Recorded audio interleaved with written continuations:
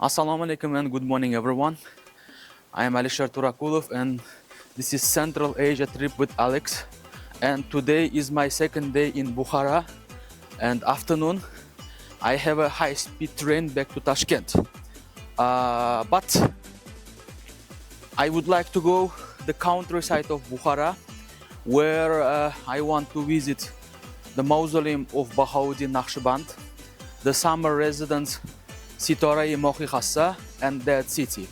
If you have a free morning in Bukhara and if you have an afternoon train in Bukhara, between Bukhara and Samarkand or between Bukhara and Tashkent, I highly recommend you to visit that place where I am going to. I started my sightseeing in the countryside of Bukhara from mausoleum of Bahauddin Naqshbandi, who was the founder one of the Sufi school Naqshbandiya in Sufism. Mausoleum of Bahauddin Naqshband is located 15 kilometers far from old town of Bukhara. And the Bahauddin Naqshband mausoleum is like a big cemetery. Still, lots of pilgrims, Muslim pilgrims around the world are coming to this place in order to make the pilgrimage. I'm just going inside of the mausoleum of Bahauddin Naqshband from the second gates. This is the gates which was built here in 16th century, and there is a gates which was built in the 10th century, but that gate's under the reconstruction nowadays. The Naqshbandi mausoleum is considered a large complex that consists of several courtyards where the burial place of the rulers of Bukhara are located, and the grave of the Sufi himself is located in the middle of this complex. Bahauddin Naqshband was founder one of the Sufi movement in Sufism. His school arose in 14th century not far from Bukhara. Bukhara rulers had deep respect and built a huge complex near his grave. Some buildings in this complex were built in 16th century and these buildings have been preserved. Sufi's grave is located in the central courtyard and it's surrounded by marble walls. If you are Muslim, there is an active mosque on the territory of the complex where you can pray. Naqshbandi has always tried to protect the nature. Many visitors to this place always brought food and water for the birds and left them inside a special structure. Naqshbandi was a very modest Sufi and he always encouraged the modesty of his followers. Bahauddin Naqshband was the founder one of the very famous school in Sufism. The name was Naqshbandiya. And here you can see this is the big cemetery and the name of this construction is Dakhmai Shakhan, which means the grave of rulers or a grave of kings. And you see how this cemetery is big. After the death of the Sufi, this place became very revered. Pilgrims from all over the Central Asia began to come here for the pilgrimage. This huge building was built in 16th century as a guest house. Now, me and my driver Perso is going to visit the grave of the mother of Bahauddin Naqshband, which is like 150 kilometers far from the grave of the Bahauddin. And the mother of Bahauddin Naqshband was also buried in this complex. And this place, as I mentioned before, is big cemetery. And usually in the morning, local pilgrims are coming to this complex in order to make the pilgrimage. Pilgrims from Fergana Valley and from Malaysia, Indonesia, Singapore, they come, and when they come to Uzbekistan, they usually visit this place. The Sufi's mother grave is 500 meters far, where you need to go through the main courtyard and through the garden. I filmed this content in February. In spring and summer, when the nature wakes up, this place becomes unrecognizable. There is a huge garden on the territory of this complex. After we finished our pilgrimage, we went to the summer palace of the last ruler of Bukhara.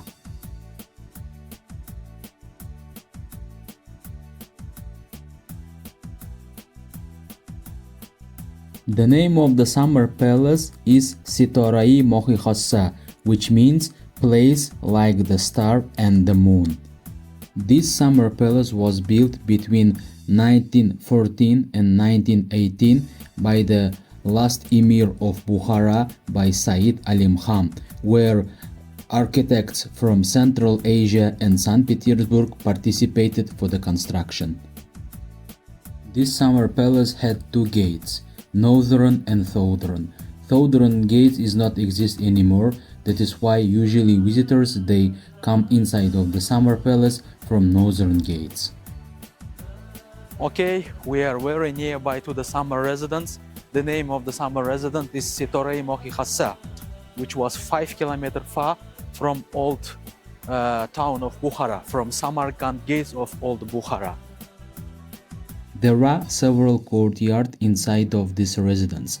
When you enter through the main gate, you will see the first courtyard. In this courtyard, usually craftsmen worked for the ruler and for his harem. One of the features of this summer residence are peacocks. On the territory of the residence, you can see many peacocks who love to walk around the territory of the residence. Today, in this courtyard, you can buy very good embroideries. In local language, we call this embroidery Suzanne with good price. When you enter the second courtyard, you will see the building that reminds the Russian letter P. The building is made in Eastern European style, as architects from Russia and Central Asia took part in the construction of this place. In this building, there was an emir's bedroom, a throne room, which is covered with a mirror and white, and where emir received guests. There was a waiting room, there was a restroom, there was a chess room, and a tea room. Today, inside of this building, there is a museum where you can see very interesting artifacts that were presented to the ruler of Bukhara. After 1920, this place was a hospital, but in 1970, it became a museum of old Bukhara. The most beautiful room in this building is called the chest room. The ceiling of this room is especially attractive to the tourist. Inside of the summer palace, there was installed a generator that worked using the diesel fuel. The summer residence had electricity. The generator was brought from Germany. The last emir of Bukhara allowed to relax here not only in summer but also in winter. On the walls of this room you can see the furnace where coal was burned.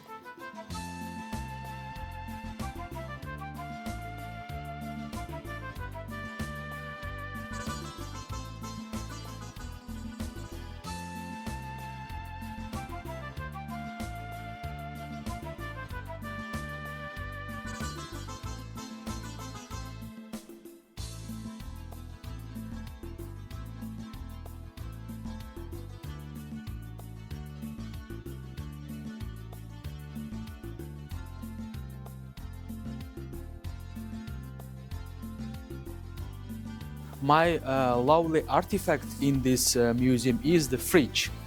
You see, on the top of the fridge they put the ice. Ice slowly melt and the cold water moves from the corner of the fridge. It was that technique which was used in 19th century in the Bukhara. And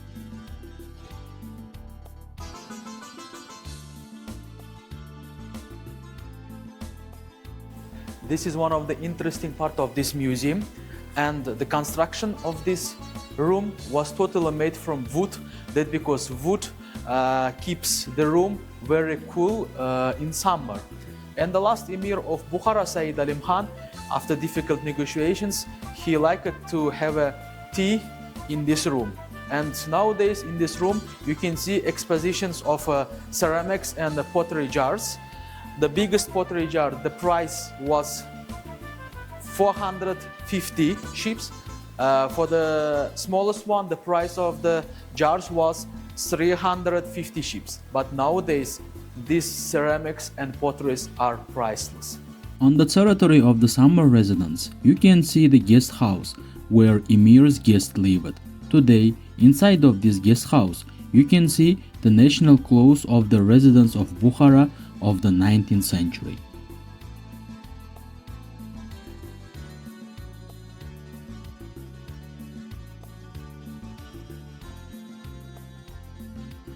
Most interesting place of the summer residence is harem and pool.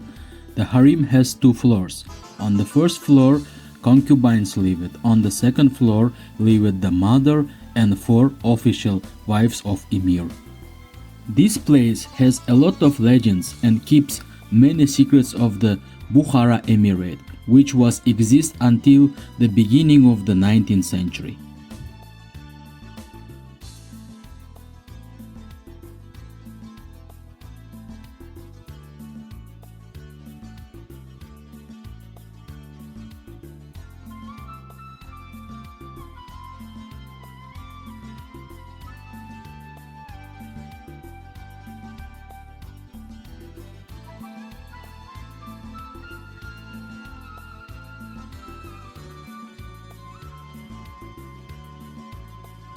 After we finished with summer residence, we went to the necropolis of Charbakar, which is better known in Bukhara as a dead city.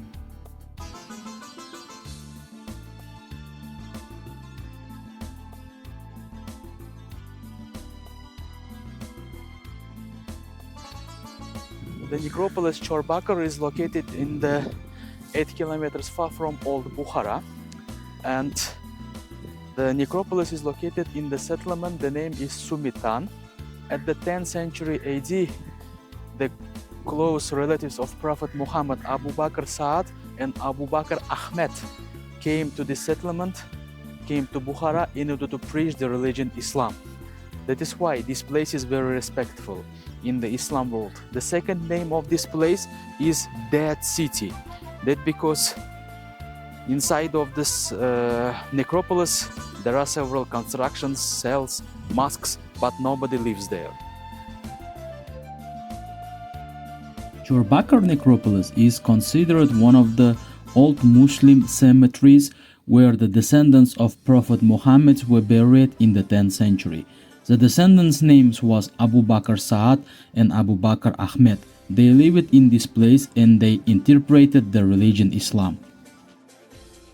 In 16th century, Bukhara became the capital of Shaybanid Empire. The rulers of the Shaybanid Empire treated this place with great respect. The spiritual mentors of the Shaybanid dynasty were also buried in this necropolis. Representative of the Shaybanid dynasty built here several buildings such as mosques and madrasas, which has been preserved to these days also, but no one lived in these madrasas and mosques. That is why the citizens of Bukhara called this place as a dead city. Not far from this place there are several cafes where you can try the lamb which is baked in tandoori.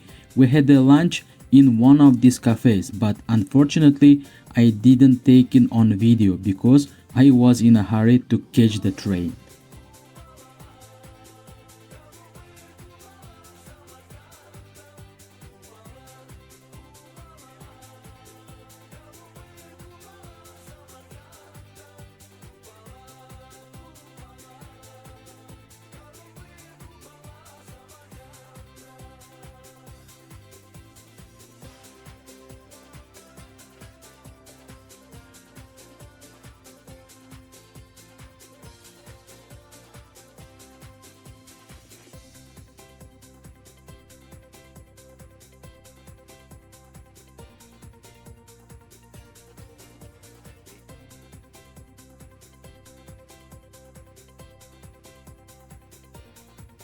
The train station of Bukhara is located 15 kilometers far from Old Bukhara in the city Kagan.